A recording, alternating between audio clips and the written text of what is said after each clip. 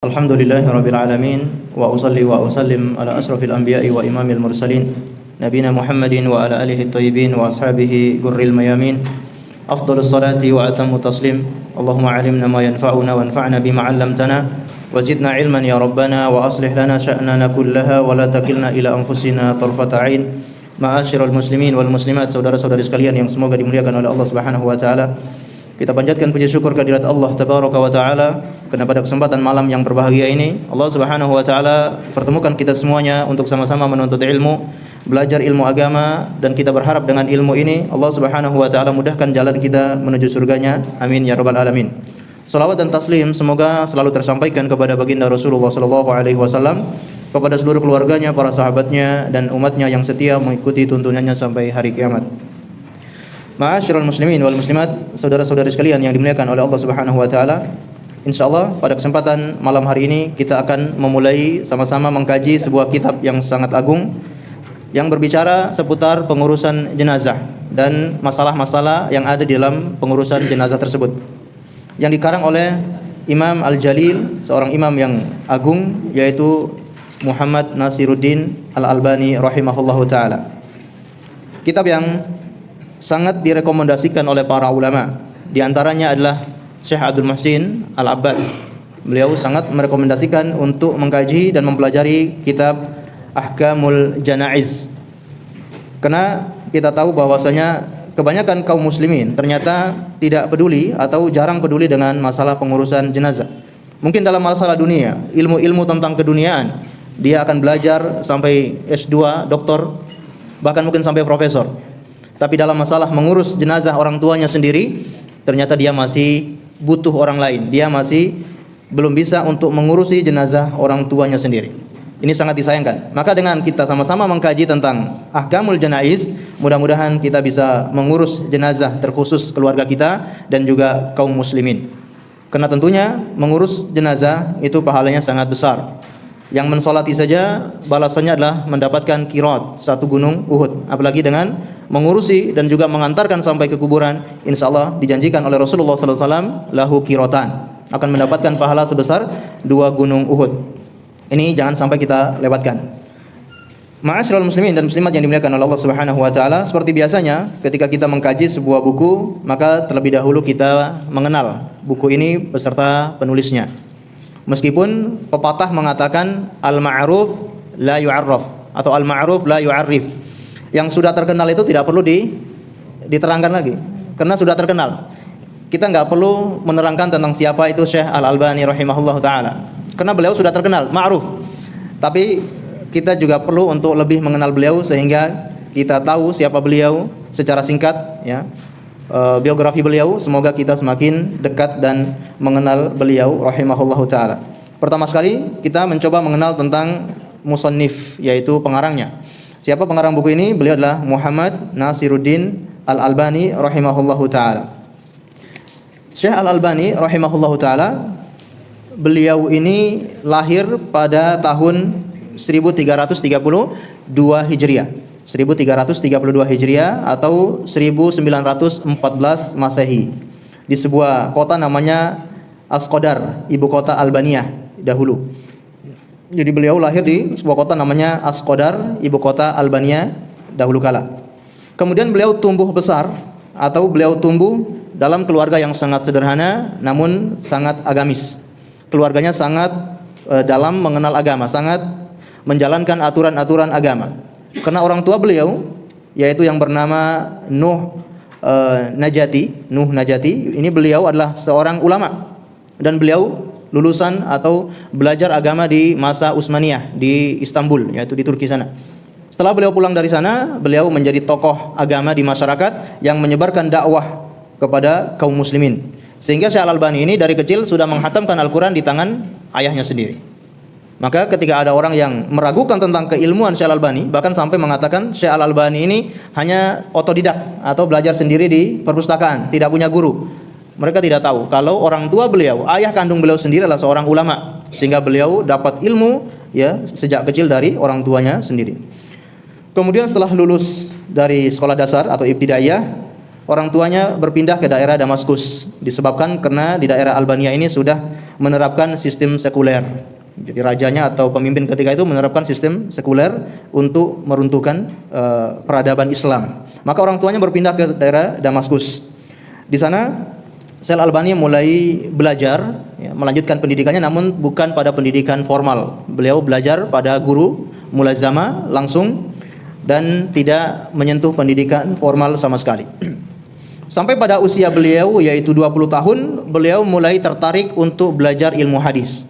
Di usia beliau 20 tahun.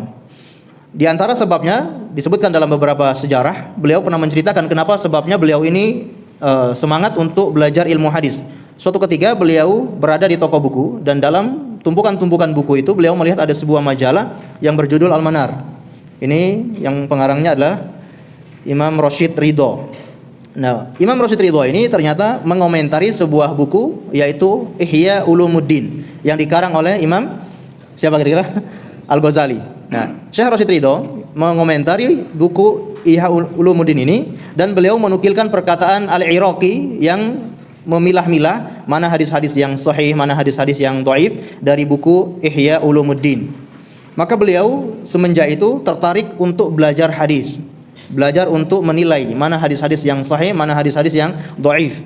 Maka dari situ tumbuh semangat beliau dan Allah gerakkan semangatnya untuk mulai belajar ilmu-ilmu yang lain yang mendukung ilmu hadis tersebut seperti ilmu nahwu, balaghah dan yang lainnya, sehingga beliau menekuni ilmu hadis dan fokus ya dalam meneliti ilmu hadis. Sehingga disebutkan oleh para ulama, dengan kehadiran beliau ini suasana zaman kita ini seakan-akan seperti zamannya Ibnu Hajar Al-Asqalani atau zamannya Imam Az-Zahabi.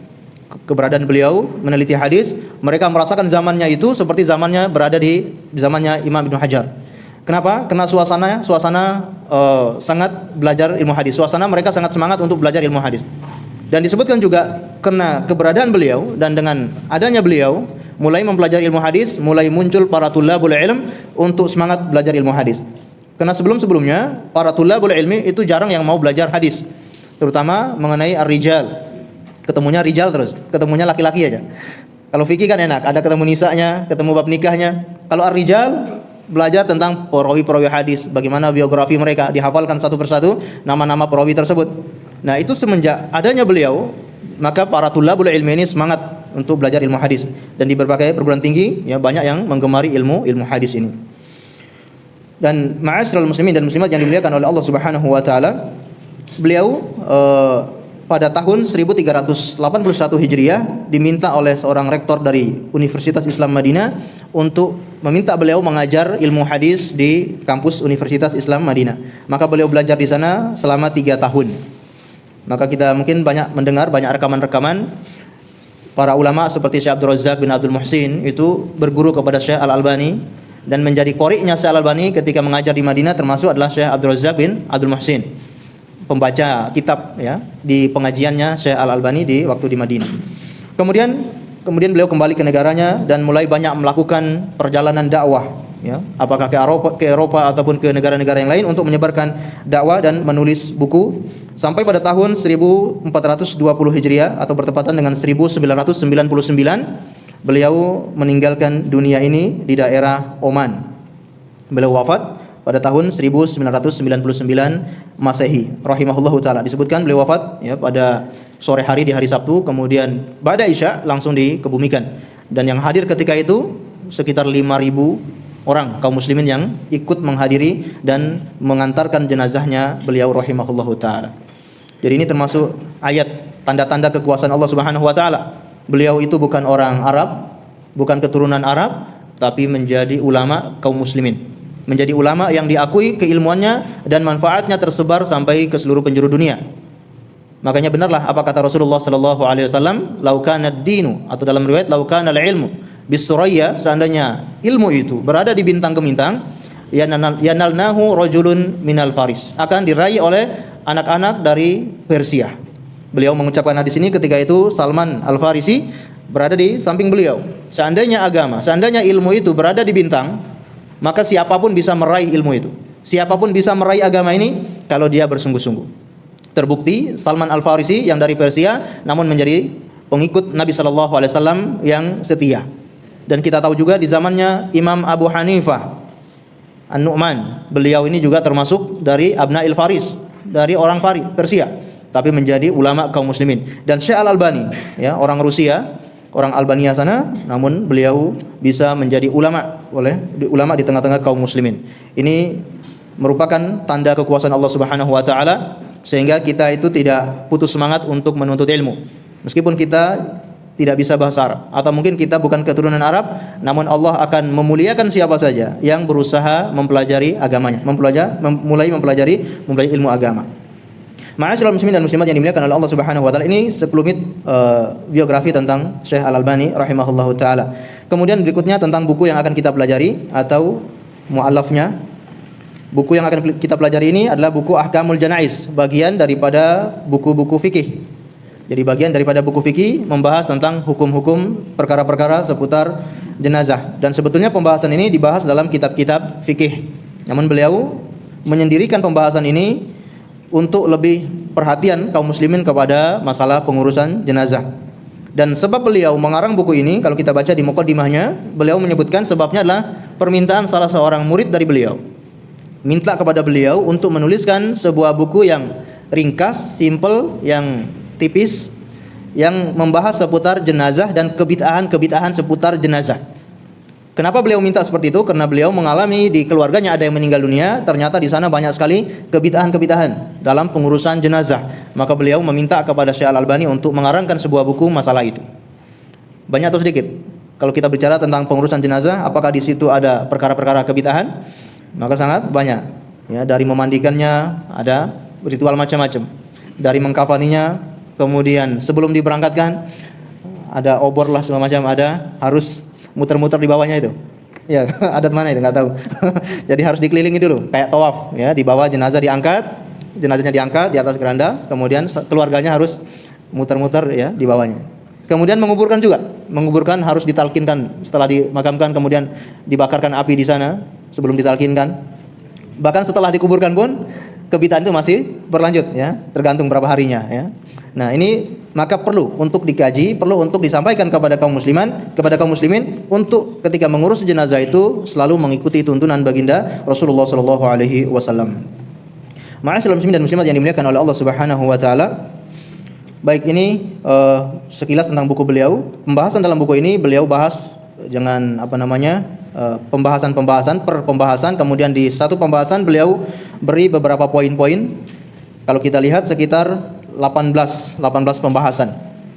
Dalam buku ini beliau ada 18 pembahasan dan setiap pembahasannya itu ada poin-poin. Insyaallah kita akan mempelajari setiap pembahasannya dan setiap poinnya insyaallah taala. Baik, langsung saja kita masuk pada pembahasan yang pertama. Kata beliau, ma yajibu 'alal marid. Ada yang punya bukunya? Masyaallah. Ma yajibu 'alal marid. Apa yang wajib bagi orang yang sedang sakit. Ini pembahasan pertama. Kenapa pembahasan ini perlu dikaji atau perlu beliau tuangkan menjadi pembahasan yang pertama? Karena pada umumnya orang yang meninggal dunia itu tentu didahului oleh sebab-sebab tertentu. Di antara sebab-sebab yang membuat seseorang itu meninggal dunia adalah karena sakit. Ini pada umumnya. Maka ketika seseorang itu sakit atau sakitnya itu semakin parah, maka apa yang harus dia lakukan? Apa yang wajib dilakukan oleh orang yang mengalami musibah berupa sakit tersebut? Di sini kata beliau, poin yang pertama, alal maridi ayyarda biqada'illahi wa yasbira ala qadarihi wa yuhsinu adh-dhanna bi rabbih dzalika khairun lahu. Qala Rasulullah sallallahu alaihi wasallam, ajaban li amril mu'min inna amrahu kullahu khair wa laysa dzalika li ahadin illa lil mu'min. In asabathu sarra'u syakara fakana khairan lahu wa in asabathu dharra'u sabara fakana khairan lahu. Baik, kata beliau, wajib bagi seorang yang sedang sakit yaitu ayyarda biqada'illah. Dia wajib ridha dengan takdir dan ketentuan dari Allah Subhanahu wa taala. Wajib atasnya untuk menerima dengan lapang dada apa saja yang telah ditakdirkan oleh Allah Subhanahu wa taala. Dan dengan seseorang itu ridha dengan ketentuan-ketentuan Allah, maka itulah tanda keimanan.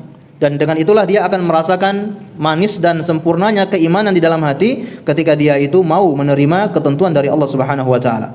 Kalau kita lihat dalam sebuah hadis yang disampaikan oleh Ubadah ibni Samit radhiyallahu anhu, ada seorang yang berkata, dakhaltu ala Ubadah wa huwa maridun atakhayyalu fihi al-maut. Aku pernah menemui Ubadah Dan saat itu Ubadah sedang dalam keadaan sakit yang sangat kritis. Dan kata perawi ini, aku menyangka dia hampir meninggal dunia. Faqultu ya abata. Nah, ternyata yang masuk menemui beliau adalah anak kandung beliau. Mengatakan, ya abata, ausini wajtahid li. Berilah wasiat kepada saya, maka aku akan bersungguh-sungguh dengan wasiat tersebut. Faqala ajlisi ini. Maka bangunkan saya, dudukkan saya. Ketika didudukan, maka beliau mulai memberikan wasiat. Kata beliau, ya bunayya innaka lan tat'ama ta'mal iman wa lan tablugha haqqa haqiqatil ilm billahi hatta tu'mina bil qadari khairihi wa syarri. Wahai anakku, sesungguhnya engkau tidak akan merasakan manisnya iman. Engkau tidak akan mencapai hakikat ilmu tentang Allah Subhanahu wa taala.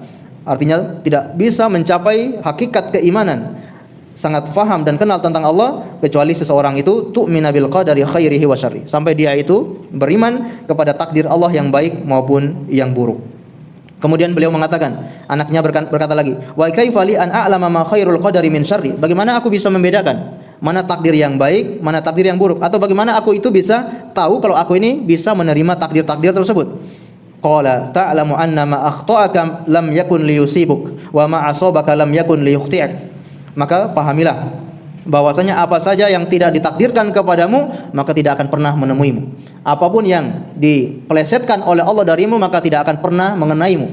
Dan apapun yang ditakdirkan untukmu maka pasti akan mengenaimu. Nah, ini yang harus dipahami oleh seorang yang sedang sakit. Ketika dia dalam keadaan sakit, maka dia harus meyakini bahwasanya setiap apa yang dia alami, rasa sakit ataupun kesehatan, kesembuhan, semua itu sudah ditetapkan oleh Allah Subhanahu wa taala. Bahkan Allah Subhanahu wa taala menetapkan itu sebelum 500 tahun sebelum diciptakan langit dan bumi. Kemudian beliau mengatakan, membawakan sebuah hadis dari Rasulullah SAW, inna awwala ma khalaqallahu al-qalam. Sesungguhnya pertama kali yang diciptakan oleh Allah adalah pena. Kemudian Allah berfirman, uktub fajara fi tilka sa'ah bima huwa kainun ila yaumil qiyamah. Maka seketika itu pena itu menulis takdir-takdir makhluk-makhluk yang ada di muka bumi ini sampai kapan? Sampai hari kiamat. Semuanya telah tercatat di Lauhul Mahfuz, maka tidak ada yang berubah. Ini yang perlu dipahami oleh seorang yang sedang sakit. Dia ridho dengan ketentuan dari Allah Subhanahu wa taala karena semua itu sudah ditakdirkan oleh Allah Subhanahu wa taala.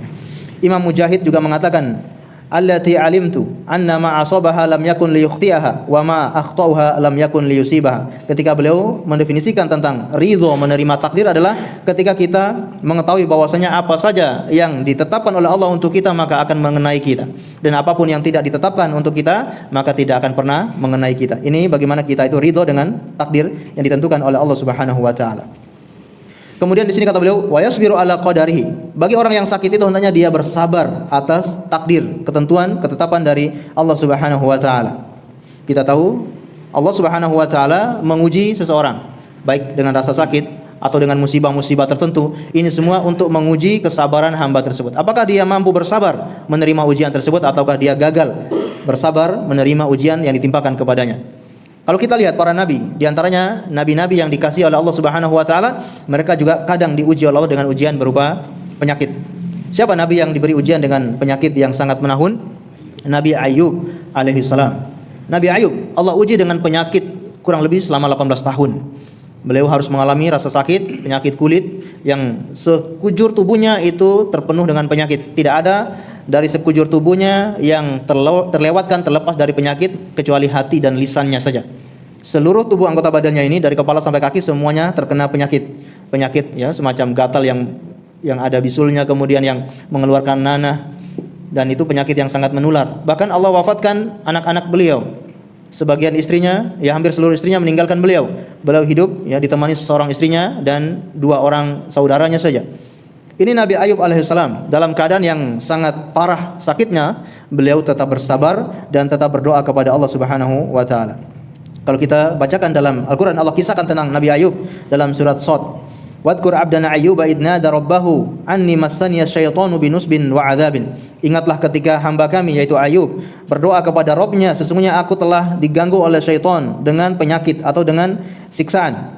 Maka Allah Subhanahu wa taala mengatakan kepada Nabi Ayub, urqud birijlik hadza muktasalun baridun wa syarab. Maka hentakkan kakimu ke tanah, maka engkau akan mendapati air itu, maka mandilah dengan air itu, air yang segar, dan kamu minum daripada air tersebut. Wa wahabna lahu ahlahu wa mithlahu ma'ahum wa rahmatan minna wa dzikra lil ulil albab. Dan kami berikan kepada Nabi Ayub itu keluarganya Jadi tadi anak-anaknya meninggal, sekarang Allah gantikan anak-anaknya kembali. Allah lahirkan anak-anaknya kembali. Kemudian istrinya juga dikembalikan oleh Allah Subhanahu wa taala sebagai rahmat dari kami dan bagi peringatan untuk orang-orang yang mau berfikir. Wa khudh biyadika diksan fadrib bihi wala takhnaf. Dan ambillah segenggam rumput dan pukullah rumput itu, ya. Inna wajadnahu sabira. Sesungguhnya kami mendapati hamba kami yaitu Ayub adalah sabiro, orang yang sangat sabar. Ini Allah yang sendiri yang memuji Nabi Ayub, mengatakan sesungguhnya kami dapati Nabi Ayub itu orang yang sangat sabar. Ni'mal 'abdu innahu awwab. Sebaik-baik hamba adalah sesungguhnya dia orang yang sangat kembali kepada Allah Subhanahu wa taala. Ini contoh bagi kita. Contoh bagi orang-orang yang mengalami sakit. Bagaimana ternyata orang-orang yang mulia di zaman dahulu, orang-orang yang dikasihi oleh Allah Subhanahu wa taala, ternyata mereka juga diuji dengan penyakit. Jadi jangan kita merasa kalau sedang sakit ini Allah tidak sayang sama kita. Kadang-kala dengan sakit, dengan penyakit itu karena Allah sayang sama kita. Karena Allah ingin kita kembali kepadanya. Dengan penyakit itu mungkin orang akan bertobat. Orang akan kembali kepada Allah, meninggalkan kemaksiatan. Misalkan orang itu baru meninggalkan rokok. Kadang-kala kalau diuji dengan penyakit paru-paru, ketika paru-parunya sudah dipasang ring atau paru-parunya sudah dioperasi, baru di situ dia meninggalkan menghisap siwak gitu, menghisap siwak, menghisap rokok, ya. Nah, ini diantara contoh bagaimana Allah itu sayang dengan hamba tersebut sehingga diberikan penyakit kepadanya, akhirnya dengan penyakit itu dia kembali bertobat kepada Allah Subhanahu wa taala.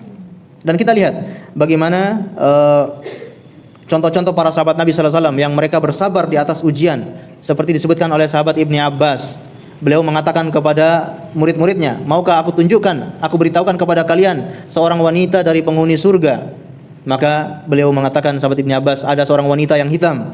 Beliau datang kepada Rasulullah SAW mengadukan penyakitnya. Beliau kadangkala tidak sadarkan diri. Beliau mungkin kena kerasukan ataupun kena penyakit yang lainnya. Beliau kadangkala tidak sadarkan diri. Beliau meminta kepada Rasulullah untuk didoakan agar penyakitnya itu bisa sembuh. Maka apa kata Rasulullah SAW? Jika kamu bersabar, maka walakil jannah. Jika kamu bersabar, balasanmu adalah surga. Jika kamu mau, maka akan aku doakan kepada Allah dan penyakitmu itu bisa sembuh. Maka apa jawaban dari wanita yang mulia ini? Wanita salihah tersebut, asbir. Sekarang saya sabar wahai Rasulullah. Ini luar biasa. Dia bersabar dengan penyakit seperti itu. Mungkin ketika terkena penyakit dia harus menahan pedih, menahan sakit yang sangat luar biasa. Dia tidak sadarkan diri. Mungkin dia bisa benturkan anggota badannya ke benda-benda yang tajam atau benda-benda yang keras. Rasa sakit yang luar biasa, namun beliau ternyata lebih memilih bersabar karena balasan bagi orang-orang yang bersabar adalah apa? Surga. Bahkan dalam beberapa ayat Allah menyebutkan balasan bagi orang-orang yang bersabar adalah tidak ada batasnya. Tidak ada batasnya balasan bagi orang-orang yang bersabar. Kalau kita bacakan dalam surat Az-Zumar ayat 10, kata Allah Subhanahu wa taala, "Innama yuwaffas sabiruna ajrahum bighairi hisab." Sesungguhnya kami beri balasan orang-orang yang bersabar itu adalah pahala tanpa hisab, pahala tanpa batas. Ini luar biasa. Kemudian apa yang harus dilakukan bagi orang yang sakit? Wa yuhsinu dhanna bi rabbih. Kemudian dia juga berbaik sangka kepada Allah Subhanahu wa taala. Berbaik sangka kepada Tuhannya. Dzalika khairun lahu, karena itu lebih baik baginya dan itu sangat baik, ya. Kata Allah Subhanahu wa taala dalam hadis qudsi, "Ana 'inda dhanni 'abdi bi wa ana ma'ahu idza dzakarani." Aku berada di prasangka hambaku dan aku berada ketika hambaku itu mengingat kepadaku. Aku bersamanya ketika hambaku mengingatku. Ketika kita berbaik sangka kepada Allah Subhanahu wa taala, bahwasanya Allah Subhanahu wa taala menimpakan penyakit itu kepada kita, itu bertanda sesuatu yang baik bagi kita. Karena setiap yang ditentukan oleh Allah Subhanahu wa taala itu pasti baik. Apapun yang ditentukan oleh Allah kepada kita, maka semua itu pastilah mendatangkan kebaikan. Meskipun kadangkala kita tidak tahu hikmah di balik ujian-ujian tersebut, namun yakinlah bahwasanya apa saja yang ditentukan oleh Allah adalah baik. Maka yang kita kedepankan adalah husnudzon, berbaik sangka kepada Allah Subhanahu wa taala. Allah Subhanahu wa taala berfirman dalam surat Al-Baqarah, "Asa an takrahu syai'an wa huwa khairul lakum wa asa an tuhibbu syai'an wa huwa syarrul lakum." Bisa jadi apa saja yang kamu tidak sukai ternyata itu lebih baik bagimu, dan apa saja yang kamu sukai ternyata itu buruk bagimu. Allah yang lebih tahu. Maka kedepankan husnudzon kepada Allah Subhanahu wa taala. Karena orang yang sakit itu kadang-kala tidak stabil akalnya, tidak stabil tubuhnya, maka disitulah kadang-kala dia mulai suudzon, berburuk sangka kepada Allah. Dia merasa Allah sedang menghinanya, dia merasa Allah sedang membencinya. Nah, itu yang muncul dalam pikiran dia. Maka seorang muslim yang iman kepada Allah Subhanahu wa taala yang dikedepankan harusnya selalu husnudzon kepada Allah. Beliau kemudian membawakan hadis Ajaban li amril mu'min inna amrahu kullahu khair. Sungguh menakjubkan perkara seorang mukmin itu, karena setiap perkaranya itu adalah baik. Walaisa dzalika li ahadin illa lil mu'min, dan itu tidak terjadi kecuali kepada seorang mukmin. In asabathu sarra'u syakara fakana khairun lahu. Jika dia ditimpa kelapangan, diberi kelapangan, kemudian dia bersyukur, maka itu baik baginya. Wa in asabathu dharra'u fasabara fakana khairan lahu. Kemudian dia ditimpa kesempitan, dia ditimpa musibah, kemudian dia bersabar, fakana khairan lahu, maka itu juga baik baginya. Maka setiap perkara seorang mukmin itu adalah baik. Apapun yang menimpanya, apakah kelapangan, apapun kesempitan, apakah kesehatan ataupun penyakit, apapun itu yang menimpa seorang mukmin, maka itu adalah baik. Maka yang wajib bagi kita adalah berlapang dada, menerima ketentuan dan takdir dari Allah Subhanahu wa taala, bersabar, kemudian berbaik sangka kepada Allah. Beliau juga membawakan hadis yang lain, wa qala sallallahu alaihi wasallam, la yamutanna ahadukum illa wa huwa yuhsinu dhanna billah. Janganlah seseorang di antara kalian meninggal dunia melainkan dalam keadaan dia itu husnudzon, berbaik sangka kepada Allah Subhanahu wa taala. Kenapa kita perlu husnudzon kepada Allah, terutama saat-saat menjelang meninggal dunia atau seseorang yang sedang sakit keras? Karena kadangkala di sanalah kesempatan syaitan untuk menjerumuskan seorang hamba. Karena ketika seorang itu sedang sakit keras, di hadapannya ya kematian, atau dia sudah tidak waras ketika berpikir dalam keadaan seperti itu, kesempatan syaitan untuk menggelincirkannya, untuk menjerumuskannya ke dalam kemaksiatan. Dan bisa jadi ketika itu syaitan membisikkannya supaya dia itu suudzon kepada Allah. Maka dalam keadaan seperti itu, lalu dia meninggal dunia, maka dikhawatirkan dia meninggal dunia dalam keadaan suudzon kepada Allah. Maka diingatkan oleh baginda Rasulullah SAW, la yamutanna ahadukum illa wa huwa yuhsinu dhanna billah. Jangan seseorang meninggal dunia melainkan dia selalu husnudzon kepada Allah. Disebutkan dalam beberapa riwayat, meskipun riwayat ini diperselisihkan kesahihannya, ketika seorang itu akan meninggal dunia, akan hadir di situ dua syaitan, dua tentara iblis di samping kanan dan di samping kirinya, yang akan membisikkan. Sebagian riwayat menyebutkan syaitan ini menjelma seperti seorang ayahnya yang mengatakan, ya saya yang telah berjuang menafkahi, kemudian yang telah sangat mencintai Anda, maka meninggallah engkau dalam keadaan beragama kafir, beragama Nasara atau Yahudi. Di sebelah kirinya menjelma seperti ibunya yang mengatakan, saya yang telah merawatmu dari kecil, mengandungmu, menyusuimu, maka masuklah kepada agama kami, yaitu agama Nasara ataupun Yahudi. Ini menjelang meninggal dunia, syaitan selalu membisikkan seperti itu. Maka dikisahkan oleh Abdullah bin Ahmad bin Hanbal, anak dari Imam Ahmad bin Hanbal, menceritakan peristiwa bagaimana Imam Ahmad sebelum meninggal dunia. Maka Imam Ahmad sebelum meninggal dunia, beliau berteriak, ya, tidak setelah ini, tidak setelah ini. Beliau berteriak seperti itu. Maka ketika Imam Ahmad mulai agak sadar, ditanyakan kepada beliau, kenapa beliau mengucapkan kalimat seperti itu? Kata Imam Ahmad, saya melihat ada syaitan yang menggigit jari kaki saya, kemudian mengatakan, engkaulah orang yang saya tidak berhasil mengikutimu. Engkaulah orang yang saya tidak berhasil mengikutimu. Kalimat untuk membuat Imam Ahmad takabur. Engkaulah orang yang sukses, engkaulah orang yang sangat takwa, sehingga menanamkan kalimat takabur di dalam diri Imam Ahmad bin Hanbal. Maka kata Imam Ahmad, tidak setelah ini, tidak setelah ini. Artinya setelah saya mati engkau tidak akan mengikuti saya lagi. Karena bagaimanapun manusia tetap saja diikuti oleh syaitan. Ini bentuk bagaimana pengetahuan dan fikihnya Imam Ahmad bin Hanbal. Beliau mengatakan tidak setelah ini. Artinya menjadi dalil di sini bahwasanya seseorang ketika meninggal dunia atau dalam sakit yang sangat keras itu selalu dibayang-bayangi oleh syaitan. Bahkan bisa saja syaitan ini menjerumuskan dia ke dalam kekufuran, atau paling tidak di dalam keadaan dia itu suudzon kepada Allah Subhanahu wa taala. Ini poin yang pertama. Apa tadi? Ketika seseorang itu sedang sakit, maka dia harus ridho dengan takdir Allah dan bersabar, dan juga apa? Husnudzon, ya, kepada Allah Subhanahu wa taala. Kita masuk pada poin yang kedua, yaitu wa yambagi alaihi ayyakuna bainal khaufi war raja, yakhafu iqaballahi ala dhunubihi wa yarju rahmata rabbih. Bagi seseorang yang sedang sakit, maka dia harus mengedepankan perasaan antara khauf war raja, antara rasa takut dan rasa harap. Ya khafu iqaballah ala dhunubihi, dia takut akan siksaan Allah atas dosa-dosanya. Wa yarju rahmata rabbih, kemudian dia berharap rahmat dari Rabb-nya, yaitu Allah Subhanahu wa taala. Ini juga yang harus dikedepankan oleh seorang yang sedang sakit, yaitu dia harus khauf dan juga roja. Dan masalah khauf dan roja sebetulnya tidak hanya berlaku bagi orang yang sedang sakit, namun bagi orang yang sedang sakit sangat ditekankan untuk memiliki dua sifat ini. Kenapa? Karena di saat orang itu sedang sakit, maka jangan sampai dia hanya mengedepankan salah satunya, karena itu akan membahayakannya. Ketika dia sedang sakit, kemudian yang dikedepankan adalah khauf, rasa takutnya kepada Allah, maka bisa saja itu bisa membuat dia semakin parah dan membuat dia semakin tidak husnudzon kepada Allah.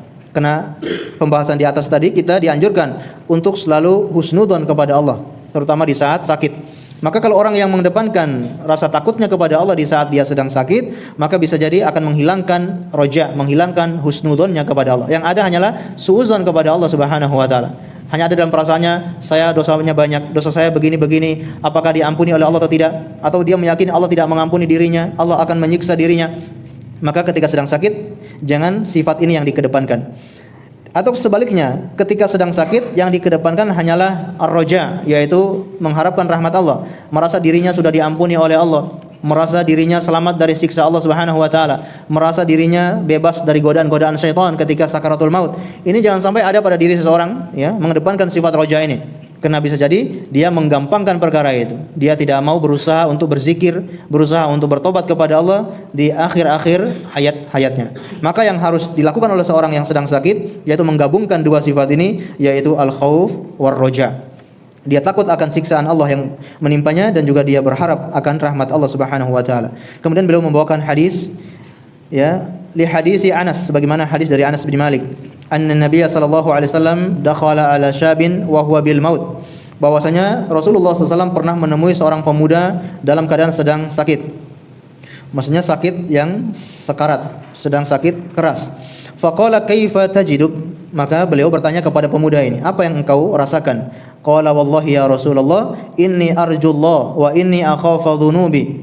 Wahai Rasulullah, aku yang ada dalam perasaanku, saya sangat mengharapkan Allah Subhanahu wa taala, mengharapkan rahmat Allah, dan aku sangat takut atas dosa-dosa yang saya kerjakan. Maka apa kata Rasulullah? Faqala Rasulullah sallallahu alaihi wasallam, la yajtami'ani fi qalbi 'abdin fi mithli hadzal mautin illa a'tahu Allahu ma yarju wa ammanahu mimma yakhaf. Kata baginda Rasulullah, tidak akan berkumpul dua sifat ini dalam hati seorang hamba dalam keadaan seperti ini, dalam keadaan dia sedang sakit keras, dia terkumpul dua sifat ini, yaitu ar-raja wal khauf, maka illa a'tahu Allahu ma yarju, kecuali Allah akan berikan apa yang dia harapkan, wa ammanahu mimma yakhaf, dan Allah akan beri dia rasa aman, rasa tentram dari apa yang dia khawatirkan. Jadi ma'asyiral muslimin dan muslimat yang dimuliakan oleh Allah Subhanahu wa taala, ini yang harus diperhatikan bagi orang yang sedang sakit, yaitu selalu mengedepankan al-khauf war roja. Sebagaimana Imam Ibnul Qayyim Al-Jauziyah dalam kitabnya Madarijus Salikin juga memberikan ungkapan antara khauf war roja bagaikan apa kira-kira? Dua sifat ini antara khauf dan roja bagaikan dua sayap burung. Sedangkan kepala burung itu bagaikan apa? Al-mahabbah. Kata beliau, al-mahabbah itu bagian kepalanya, sedangkan dua sayapnya itu adalah sifat ar-roja wal khauf. Maaf. Baik. Jadi ketika dua sayap ini kalau tidak lengkap, salah satunya tidak ada atau salah satunya patah, maka tidak akan terbang menuju Allah Subhanahu wa taala. Ketika kita sedang berjalan menuju Allah Subhanahu wa taala, menuju ridha Allah, menuju surganya, menuju ampunannya, maka kita harus barengi antara dua sifat ar-raja wal khauf supaya bisa sampai kepada Allah Subhanahu wa taala. Namun kata sebagian ulama, ya, waqad istahabba katsirun minas salaf yaghlibul khaufa 'alal abdi halal haya wa ayyaghlibar raja 'alaihi 'indal maut. Namun sebagian ulama menyarankan untuk lebih mengedepankan sifat khauf ketika dalam keadaan sehat. Ketika kita sedang sehat, tidak sedang sakit, kita sedang sehat, sedang lapang, maka yang kita kedepankan adalah perasaan khauf. Karena ketika orang itu sehat, merasa dia itu bisa melakukan apa saja, dia bisa berjalan kemana saja, bisa jadi itu menyeretnya untuk melakukan dosa atau maksiat kepada Allah. Maka dia selalu mengedepankan khauf, rasa takut akan siksa Allah Subhanahu wa taala. Kemudian disebutkan juga oleh para ulama, ketika dalam keadaan sakit, maka yang dia lebih kedepankan adalah perasaan ar-raja, mengharapkan ampunan dan rahmat dari Allah Subhanahu wa taala. Karena dalam keadaan seperti ini, mereka membawakan dalil, yaitu yang kita bacakan tadi, la yamutanna ahadukum illa wa hum yuhsinuna dhanna billah. Dalam keadaan seperti itu, dia dituntut untuk selalu husnudzon kepada Allah. Ketika sakit, kita dituntut untuk husnudzon kepada Allah. Maka dengan mengedepankan rasa raja, maka seseorang itu dalam keadaan husnudzon dan mengharapkan pahala dan rahmat dari sisi Allah Subhanahu wa taala. Dan ini juga yang dikuatkan oleh Imam Syekh Ibnu Shalih Al-Utsaimin rahimahullahu taala dalam kitab Syarah Ar-Raqaq. Beliau juga menguatkan bagi seseorang yang dalam keadaan sehat, maka dia kedepankan sifat khauf, dan dalam keadaan dia sedang sakit, maka yang dikedepankan adalah ar-raja. Allahu a'lam bishawab. Baik, kita lanjutkan yang ketiga. Poin yang ketiga ini yaitu wa mahmashtadda bihil marad fala yajuzu lahu ay yatamanna al-mauta li hadithi Ummil Fadl radhiyallahu anha. Bagaimanapun sakit kerasnya seseorang sakit sangat keras, bagaimanapun sakitnya, kata beliau, fala yajuzu lahu ay yatamanna al-maut. Jangan sekali-kali seseorang itu berharap untuk meninggal dunia. Ketika sedang sakit keras, mungkin orang berkata, lebih baik saya mati saja. Lebih baik saya meninggal dunia karena sudah tidak tahan dengan penyakit yang dia derita. Bahkan mungkin keluarganya, anak-anaknya ataupun istrinya ketika melihat keluarganya atau anggota keluarganya sedang sakit keras, merasa kasihan, ya, tidak tega kalau posisi sangat sakit seperti itu. Mungkin dia, mohon maaf, seperti sakit stroke yang tidak sadarkan diri, hanya di atas pembaringan, ataupun ya sakit apa saja yang sangat menahun dan tidak diharapkan kesembuhannya. Maka di sini sebagian orang kadangkala berharap untuk meninggal dunia. Maka di sini beliau menasihatkan, jangan sampai seseorang berharap untuk meninggal dunia, sebagaimana hadis yang disampaikan oleh Ummul Fadl radhiyallahu anhu. Apa kata Rasulullah? Anna Rasulullah SAW dakhala alaihim. Bahwasanya Rasulullah SAW menemui ya mereka. Wa Abbas ammu Rasulillah SAW yashtaki. Sedangkan paman Rasulullah yang bernama Abbas bin Abdul Muttalib itu dia yashtaki, mengadu kepada Allah, mengadu tentang rasa sakitnya itu. Fatamanna Abbasul maut, dan Abbas ini sudah berharap supaya mati saja. Faqala lahu Rasulullah SAW, maka Rasulullah SAW bersabda kepadanya, ya ammu, wahai pamanku, la tatamannal maut, jangan engkau mengharapkan kematian. Fa innaka in kunta muhsinan fa antu akhar fatazdad ihsanan ila ihsanik. Jika seandainya engkau berbuat kebaikan, engkau orang yang berbuat baik, dan engkau diakhirkan kematianmu, bisa jadi itu menjadi bertambah kebaikanmu di atas kebaikan-kebaikanmu yang sudah ada. Karena kalau kita umur panjang, bisa jadi menambah kebaikan kepada kita. Satu saja zikir yang kita ucapkan menambah pahala. Kalau kita sudah meninggal dunia, tidak bisa menambah pahala lagi. Kalau kita masih hidup, satu zikir saja, satu ucapan astagfirullah, satu ucapan la ilaha illallah, satu ucapan subhanallah, walhamdulillah, Allahu akbar, itu justru kadangkala menambah beban, menambah berat timbangan amal kebaikan. Maka jangan remehkan kita ketika dikasih umur panjang. Maka bisa menambah kebaikan padamu. Kemudian wa in kunta musian fa antu akhar fatusta'tab min isa'atika khairun lak. Dan jika engkau orang yang buruk, engkau orang yang banyak dosanya, ketika engkau diakhirkan kematianmu, bisa jadi kesempatan bagimu untuk menghapus dosa-dosamu, kesempatan untuk beristighfar, memohon ampun atas dosa-dosa yang kita lakukan, dan itu pun baik bagimu. Fala tatamannal maut, kata Rasulullah, jangan sekali-kali engkau berharap untuk meninggal dunia. Jadi ini larangan ya, tidak boleh seorang itu meminta untuk meninggal dunia. Dan memang kenyataannya paman beliau Abbas ternyata hidupnya lebih lama daripada Rasulullah sendiri. Rasulullah lebih dahulu meninggal dunia daripada pamannya, yaitu Al-Abbas. Namun di sana ada hadis yang lain, ketika memang sudah tidak ada pilihan lagi, sakit yang sangat keras, sudah mungkin meninggal itu lebih baik. Ya, dalam posisi seperti ini ada sebuah hadis, yaitu wa in kana la budda fa'ilan falyakul. Jika harus seperti itu, artinya harus dia itu lebih baik meninggal dunia, maka dia berdoa atau dia berkata, Allahumma ahyini ma kanatil hayatu khairan li. Ya Allah, hidupkanlah aku jika memang hidup itu lebih baik bagiku. Wa tawaffani idza kanatil wafatu khairan li. Dan wafatkan saya jika memang wafat itu lebih baik bagiku. Ini kalau sudah dalam posisi sangat tidak diharapkan kesembuhannya. Mungkin kita anggota keluarga melihat keluarga kita sakit sangat keras bertahun-tahun, kita lebih baik berdoa kepada Allah, wafatkan dia, ya. Tapi berdoanya itu kalimatnya seperti ini, ya Allah, hidupkan saya, hidupkan dia kalau memang hidup itu lebih baik baginya. Kalau ini contoh kita berdoa untuk keluarga kita yang memang tidak diharapkan kesembuhannya. Ya Allah, hidupkan dia jika memang hidup itu lebih baik baginya. Dan ya Allah, wafatkan dia kalau jika wafat itu lebih baik baginya. Allahu a'lam bishawab. Barangkali hanya 3 poin yang bisa kita bahas pada kesempatan malam hari ini. Poin yang pertama, bagi orang yang sakit apa? Yaitu ridho dengan takdir Allah, kemudian sabar dan juga husnudzon. Poin yang kedua, membarengi ketika sakit itu sifat apa? Khauf dan roja. Poin yang ketiga, bagaimanapun rasa sakitnya, jangan seseorang itu berharap untuk meninggal dunia. Baik. Allahu a'lam bishawab. Kita akhiri ya. Tidak ada pertanyaan kan?